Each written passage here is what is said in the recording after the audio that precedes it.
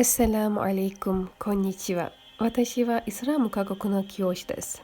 今日は無神論者からよく聞かれる質問にお答えします。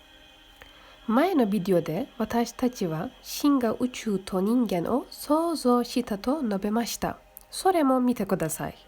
今、私は無神論者の別の質問に答えます。神が私たちを創造したのなら、誰が神を作ったのですか？ここで注意すべき重要な点がいくつかあります。時間と空間は宇宙と生物にのみ有効です。しかし、神は創造されなかったので、物質で構成されていません。質量と体積を持つ物質は同時に2つの異なる場所に存在することはできません。例えば、作業者は2つの場所で同時に作業することはできません。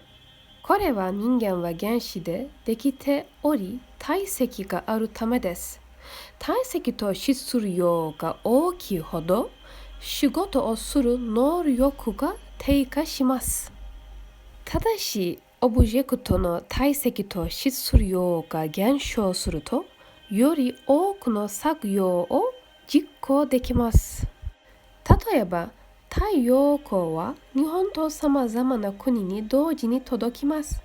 軽いので体積も質量もありません。だから、それはどこにでも届きます。別の例は重力です。重力は目に見えず、ボリュームもありませんが、それは私たちにとって非常に重要です。それには多くの利点があります。宇宙には団結があるからです。例えば、ここの酸素原子と日本の酸素原子は同じ構造をしています。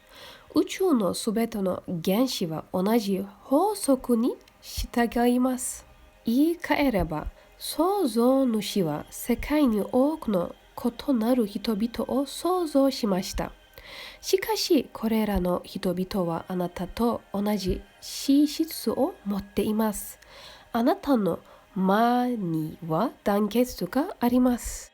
私を創造した創造主はあなたとあなたの子族、すべての人々と生き物を創造しました。すべての生き物は同じ芸術の源から来たからです。完璧な実情と団結があります。では、誰がそのような素晴らしい芸術作品を作成したのでしょうか？誰がこの優れた芸術を作ったのですか？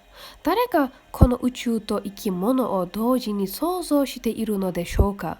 そしてそれはどのようにして全てを同時に創造しているのでしょうか？物質から創造されていない人だけがこれらの素晴らしい仕事をすることができます。この創造主は時間と空間から独立しています。それは私たちのような原子で構成されていないからです。誰もそれを作成しなかったからです。彼の存在は彼のものであるため、彼はすべてをこの力で囲んでいます。したがって時間と空間は宇宙と生物にのみ有効です。そのような規則はアッラーには適用されません。非常に簡単な例を挙げたいと思います。電車を作るにはエンジニアが必要です。列車を作るにはまずエンジニアが必要です。すべてが無限で創造的ではないと考えるのは間違いです。これは真にも多くの創造者がいることを意味し、このランキングは決して終わりません。電車にはたくさんの貨車があります。しかし、これらの貨車が取り付けられたエンジンが作動する機関車があります。そして機関車がなければ電車は動かない。神だけが永遠です。神のための時間や場所はありません。彼には時間も場所もないので、アッラーには始まりも終わりもありません。神は人々のために時間と空間を創造されました。したがってこれらの法律は人間と生物のみを対象としています。そしてルールを作るのは神です。それはこの世界で私たちをテストします。テストの後、私たちは次の世界、天国か地獄に行きます。試験はまだ続いています。試験が終わる前に彼のことを知る必要があります。そして私たちは他の世界に備える必要があります。長い人生が私たちを待っているからです。それは天国か地獄のどちらかです。聞いてくれてありがとう。気に入って購読することを忘れないでください。ありがとうございました。はい。アッサラムアレイコム。